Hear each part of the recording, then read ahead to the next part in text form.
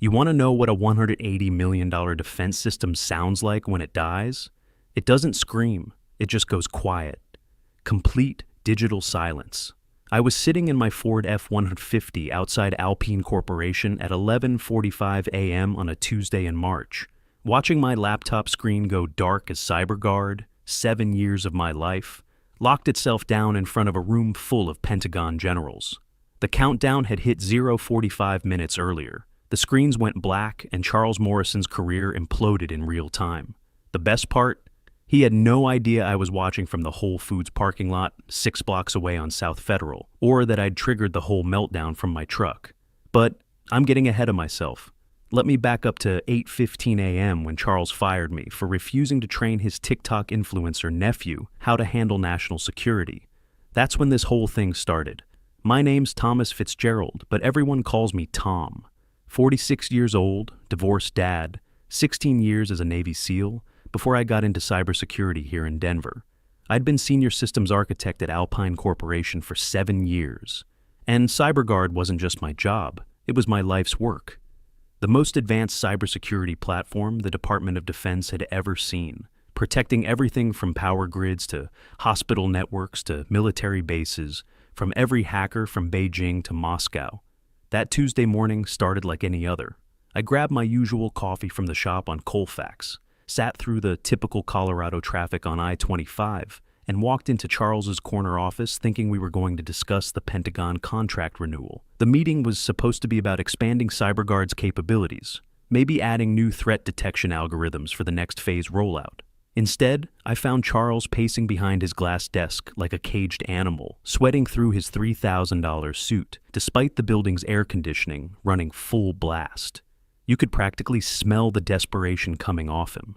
"Tom, sit down. No coffee offer this time. No small talk about the Broncos or the weather." That should have been my first warning. Something was seriously wrong. "We need to discuss operational efficiency," he said, using that corporate speak that always meant someone was about to get screwed over. I'd heard variations of that phrase before during my Navy days when some Pentagon desk jockey wanted to replace experienced sailors with cheaper contractors who didn't know the difference between a submarine and a surfboard. "I've brought in a consultant," Charles continued, his voice carrying that fake enthusiasm that executives use when they're about to announce something completely idiotic. "Someone who understands the global marketplace, the new economy, the digital native generation." That's when he walked in, Austin Morrison, Charles's 25-year-old nephew, dressed like he was heading to a music festival instead of a defense contractor's office. I knew him from TikTok. My son Lucas had shown me his videos during one of our Sunday dinners. 180,000 followers watching him review energy drinks and crypto investments while standing in front of his uncle's Tesla Model S in the company parking garage. "Uncle Chuck says you're going to show me the ropes," Austin chirped, already pulling out his iPhone to record. "This is so sick. I'm thinking we could do a whole series behind the scenes at a defense company. My followers would totally eat up authentic content like this. Maybe we could even do some AR filters with the security screens." I looked at Charles, hoping this was some kind of elaborate joke. "You want me to train him on CyberGuard?" "Austin has fresh perspectives, Tom. He graduated magna cum laude in business communications from CU. The board thinks new blood is exactly what we need to modernize our approach and connect with younger demographics. New blood, right?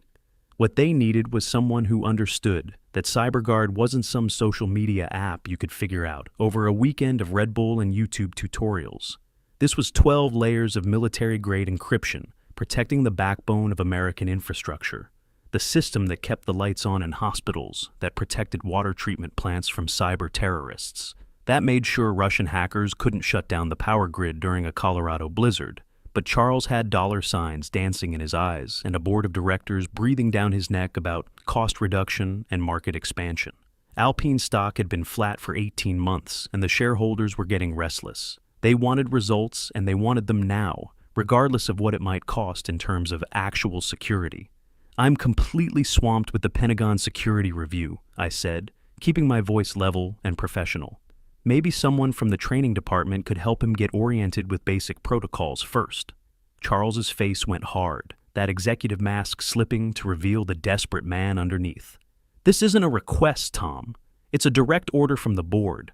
I'd been in the Navy long enough to recognize when someone was giving you an order they knew was wrong. The kind of order that gets good sailors killed because some officer cared more about politics and career advancement than protecting the people under his command. I can't do that, Charles. The words hung in the air like smoke from a misfired round. 16 years of military service had taught me when to follow orders and when to stand your ground. This was definitely a stand your ground moment. Can't or won't. His voice dropped to that dangerous quiet that officers use right before they destroy your career and everything you've worked for. Won't, I said without hesitation. CyberGuard protects critical infrastructure, power plants, hospitals, military communications networks. It's not a training exercise for social media consultants who think cybersecurity is just another content opportunity. Charles's hand moved toward his desk phone, like he was drawing a weapon. Send security up here now. Austin was still recording, completely oblivious to the fact that he was documenting the end of my career at Alpine Corporation. Thomas Fitzgerald, Charles said, his voice cold as a January morning in the Rockies. Your refusal to follow direct orders and adapt to our evolving business model shows you're no longer aligned with company objectives. You're terminated, effective immediately. Security escort. 15 minutes to pack my personal belongings. The whole corporate termination routine that I'd seen happened to other people, but never thought would happen to me. But here's what Charles didn't know, what none of them knew. I'd been planning for this exact scenario since the day I started building CyberGuard. See, when my ex-wife Sarah got cancer 6 years back, the medical bills nearly wiped us out. Even with insurance, the treatments, the specialists, the experimental drugs that weren't covered. It was a financial disaster that taught me never to put all my eggs in one corporate basket again. That's when I set up Fitzgerald Tech Holdings, LLC, with my mom, Margaret, as the primary stakeholder. Every patent, every piece of core architecture, every critical component that made CyberGuard actually work was filed under that LLC, not Alpine. Perfectly legal, perfectly planned, and about to become Charles Morrison's worst nightmare. 2 security guards walked me down to my office. Professional guys, both veterans who'd served overseas and knew this whole situation, stunk worse than a porta potty at a music festival after 3 days of heat and beer. In the elevator down to the 15th floor, I filled them in on what was really happening. They're selling us out, boys, I said quietly, making sure the elevator cameras couldn't pick up my words. Charles has meetings scheduled with foreign investors next week. Wants to license CyberGuard technology to whoever writes the biggest check. One of the guards, a former Marine who'd done 2 tours in Iraq, just shook his head and muttered something under his breath about corporate traitors. The other guy, Navy like me, asked if there was anything they could do to help. Just give me my full 15 minutes in the office, I said, and maybe take your time walking me to the parking garage. My office looked exactly the same as it had 3 hours earlier when I'd been a respected senior architect, instead of an escorted security risk. Pictures of Lucas at his football games line my desk. Him scoring the winning touchdown at the regional championship last month, getting his academic achievement award. Both of us at Red Rocks last summer, grinning like idiots after seeing some classic rock band. There was my old unit photo from Afghanistan, the original CyberGuard development team, working 20-hour days in that converted warehouse we'd rented off Federal Boulevard, and my coffee mug that Lucas had given me for Father's Day. World's okayest dad. 15 minutes to pack up 7 years of my professional life. I grabbed the personal stuff first. Photos, the mug, that small American flag Lucas had made me in middle school art class. But what I really needed was already in my jacket pocket. A USB drive that looked like any other storage device, but contained something Charles had never bothered to investigate. That drive held the original patent filings, the licensing agreements, and most importantly, the administrative keys to CyberGuard's deepest security protocols. Protocol Alpha, I called it. My insurance policy that I'd hoped I'd never have to use. Don't take any company property, Austin announced from my doorway, still recording with his phone like this was all some reality show episode. Uncle Chuck said you people always try to steal stuff when you get fired. You people? Like I was some kind of criminal, instead of the guy who'd spent 7 years keeping his comfortable lifestyle safe from the people who wanted to destroy everything he took for granted. Everything I need is right here, I said, patting my jacket pocket where the USB drive sat next to my truck keys. The walk to the elevator felt like a funeral march. Other engineers and support staff watched from their cubicles, some giving me sympathetic looks, others just keeping their heads down to avoid getting caught up in whatever corporate drama was playing out. As the elevator doors closed, I pulled out my phone and sent a quick text to my core team. Storm incoming. Watch the 11:00 a.m. demo real careful. Kelly Rodriguez, my lead developer, and probably the smartest programmer I'd ever worked with, texted back immediately.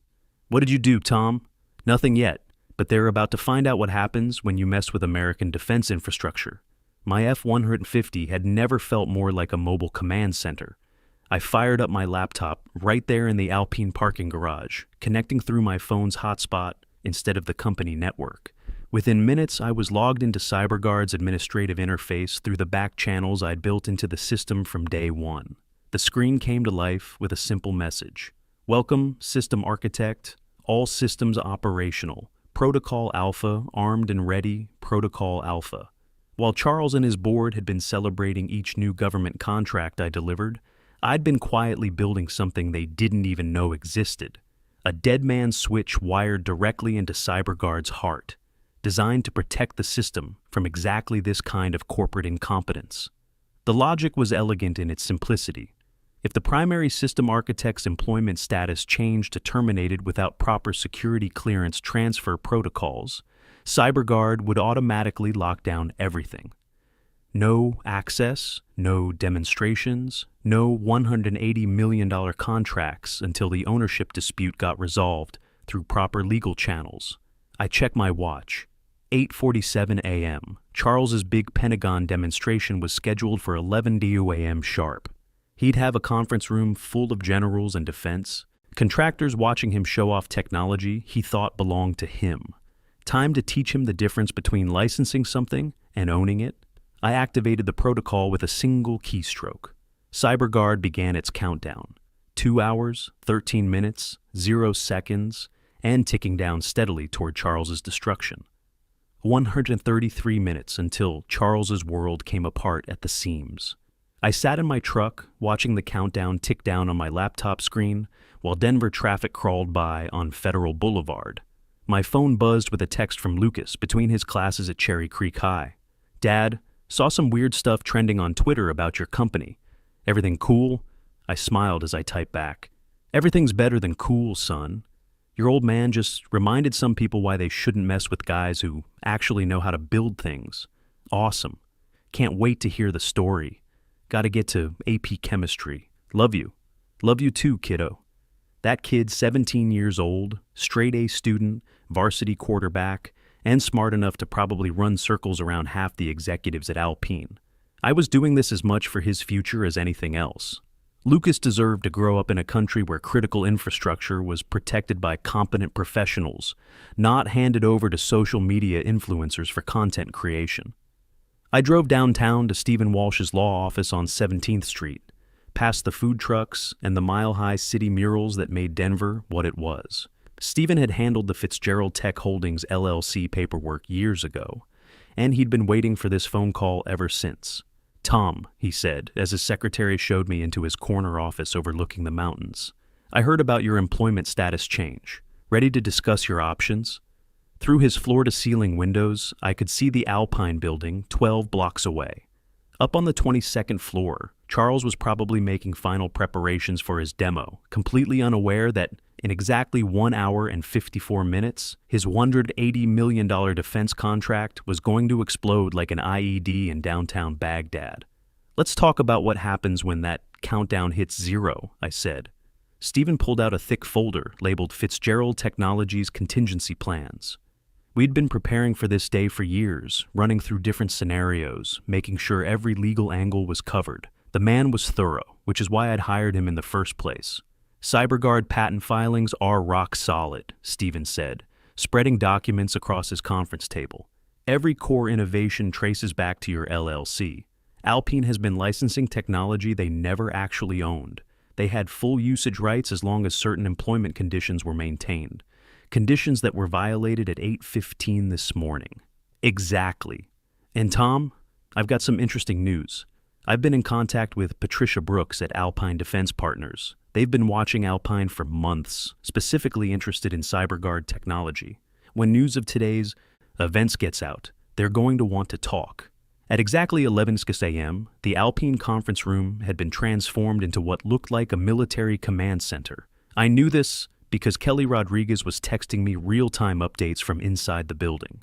3 massive screens displayed CyberGuard's interface in high-definition glory, while the company's remaining engineers stood ready at support stations like they were launching a space shuttle instead of demonstrating cybersecurity software.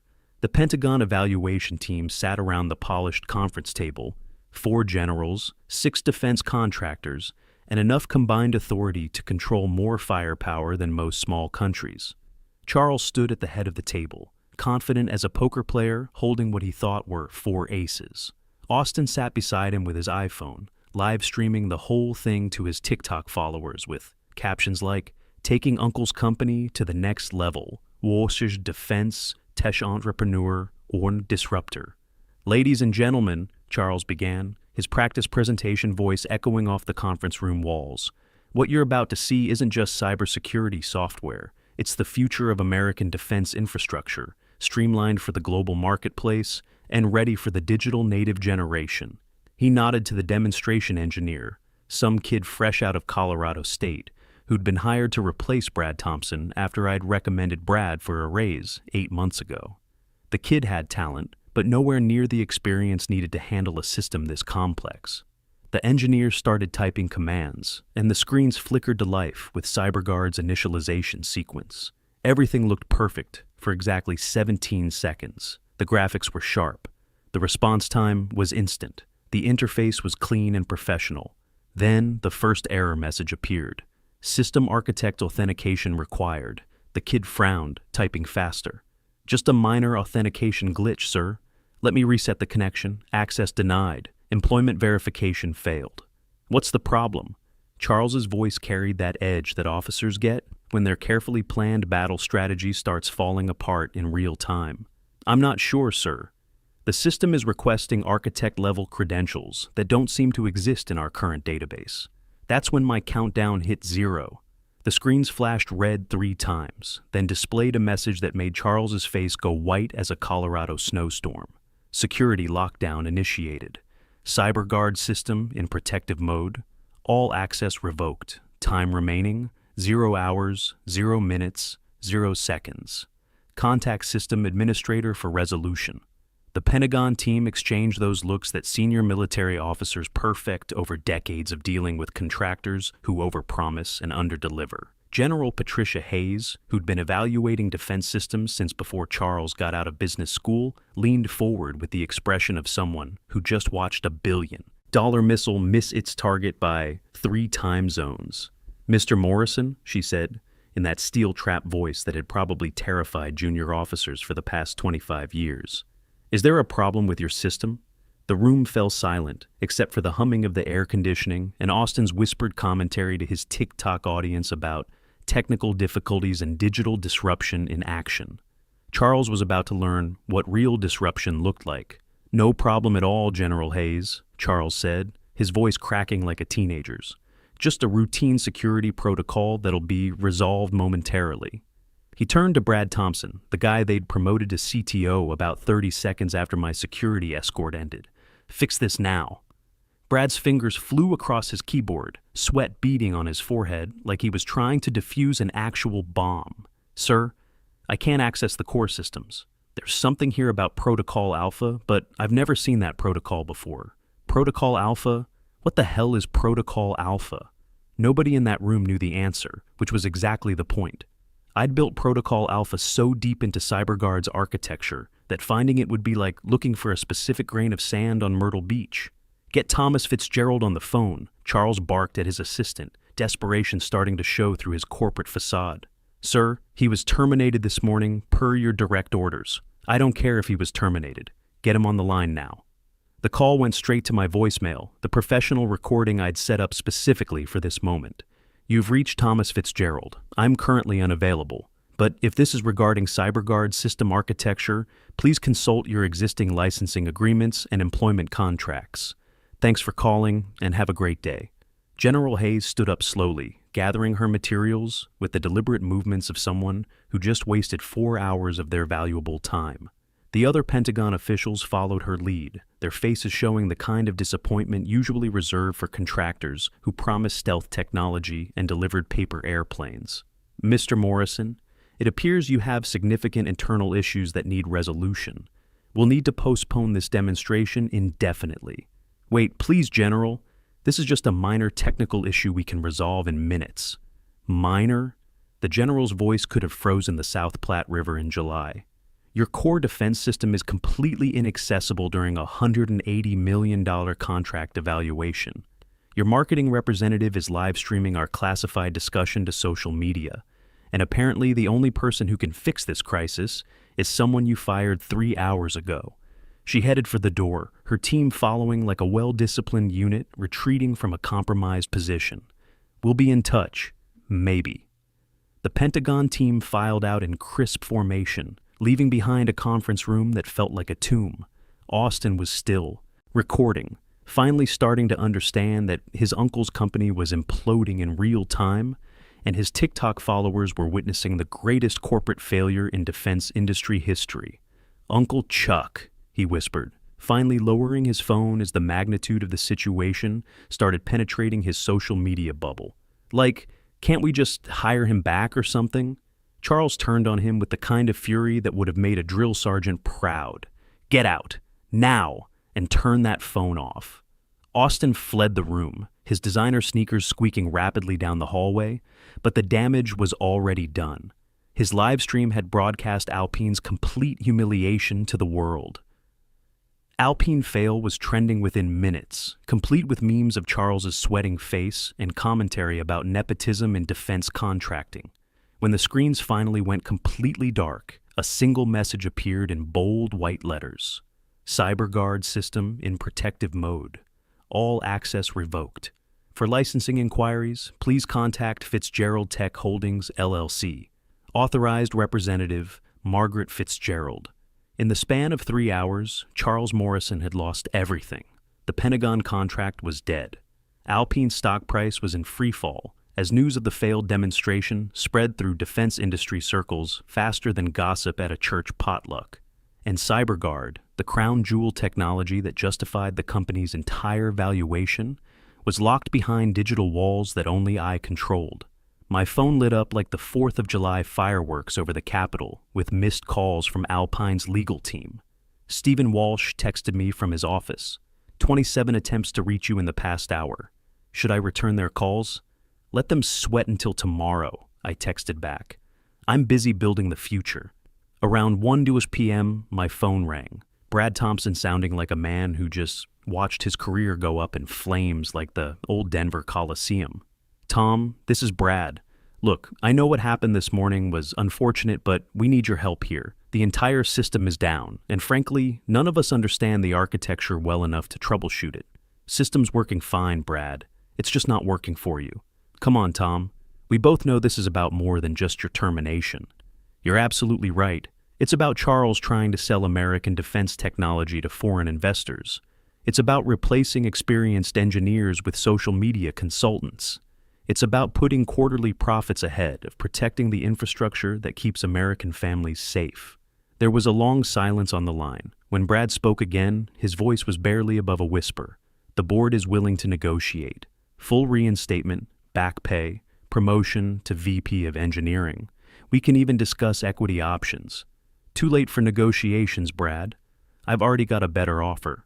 That afternoon, I found myself in the executive offices of Alpine Defense Partners downtown, sitting across from Patricia Brooks in a conference room that overlooked the South Platte River. Patricia was the kind of woman who'd been making $300 million deals since before the internet existed, and she had the reputation to prove it. "Fitzgerald," she said, studying me over her coffee cup. "I've had a very interesting day. General Hayes called me personally after the Alpine demonstration. In 25 years of defense contracting, she said she's never witnessed such a spectacular system failure. Alpine disappointed her. No.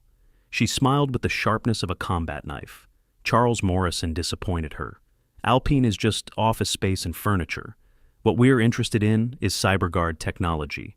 And CyberGuard, our legal team discovered this morning, was never really Alpine's to sell in the first place. We spent the next 3 hours working through details. Patricia's team was thorough, asking technical questions that showed they understood exactly what they were acquiring. This wasn't some quick cash grab. These people respected the technology and what it meant for national security. By 6 p.m., the framework was taking shape. Fitzgerald Defense Systems would be incorporated within the week with $300 million in backing. The patents would transfer smoothly from my mother's LLC, giving us complete control of CyberGuard technology. More importantly, we'd have the resources to properly develop and protect American infrastructure without corporate interference. There's one more thing, Patricia said as we wrapped up the preliminary agreements. General Hayes specifically requested that you personally oversee all future Pentagon implementations. She was quite impressed with your security protocols. I drove home that evening, thinking about Lucas and his dreams of West Point. Tonight, I'd tell him about integrity, about standing up for what's right even when it costs you everything. But I'd also tell him about preparation, about building something that can't be taken away from you by people who don't understand its value. They fired me at 8:15 a.m. for refusing to compromise American security. By 6 p.m. the same day, I owned the very technology their entire company was built on, had $300 million to develop it properly, and the respect of the Pentagon officials who mattered. When I got home, Lucas was in the driveway shooting baskets, preparing for another season as Cherry Creek's starting quarterback. He looked up as I pulled in, that same determined expression I saw in the mirror every morning. "Dad, how was your day?" "Well, son, it started pretty rough, but it ended up being one of the best days of my career. Want to hear about it?" As we sat on the porch with a couple of Cokes, watching the Colorado sunset paint the Rockies purple and gold, I told him the whole story.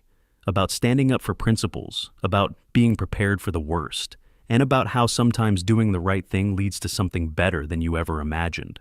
"That's pretty awesome, Dad," Lucas said when I finished. "So, what happens next? Next, we build something that'll keep this country safe for your generation. And maybe, when you're ready, you can help me run it." And that, as Lucas would say, was pretty awesome indeed.